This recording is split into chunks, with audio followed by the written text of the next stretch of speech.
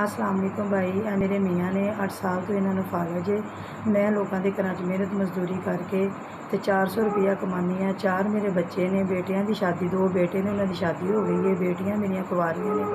तो भाई मैं बहुत मजबूर हो गई हाँ, बहुत परेशान हो के तो मैं फिर तुहाडे को मदद मंग रही हाँ। मैनू मेरी मदद करो। मेरिया बच्चियां मेरा मूँह वेखदियां शाम को कि कुछ खाण लई लैके आईए माँ, मैं ये पैंपर लैनी है। मैं बहुत इस वे परेशान हाँ। मेरी मेरे अगे भी तुसीं 3-4 बार मैनू मेरी हैल्प की। अल्लाह पाक तुहाडी तंदुरुस्ती देवे तो मेरी हुण भी करो। मैं बड़ी परेशान हाँ भाई, या मेरी मदद कर दिओ, या मैनू पैंपर मंगवा दिओ, या मैनू 1 महीने के राशन, महीने के पैंपर मंगवा दिओ। चलो जिहड़े मैं कमानी है उहदा घर बच्चियां लई राशन लै आवां।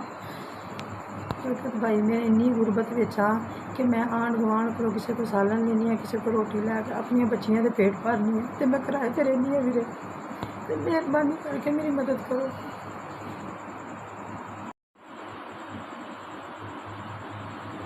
अस्सलाम वालेकुम भाई, ये तुहाडे वल्लों मैनू 5000 मदद आई है।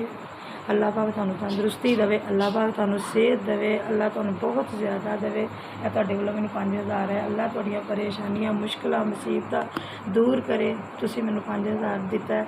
मेरे बच्चे खाणगे, मेरे बच्चे भी दुआवां करनगे, मेरे मियाँ भी करनगे जिहड़े फाले दे मरीज़ ने। परेशान हाँ असीं, तुसीं परेशानी विच एक फरिश्ता बन के साडे ते आ गए हो।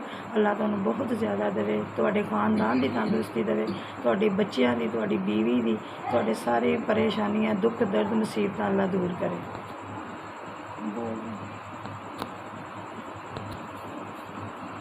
मेरे मियाँ तुहाडे सरूट मार रहे हैं, सलाम कर रहे हैं और दुआ कर रहे हैं अल्लाह पाक अगे कि तुसीं साडी मदद की है। मेरे लिए दुध, चाह, कोई रस, कोई पैंपर, मेरी खिदमत की। अल्लाह पाक तुहानू इहदा अजर देवे, अजरे अजीम अता फरमावे अल्लाह पाक।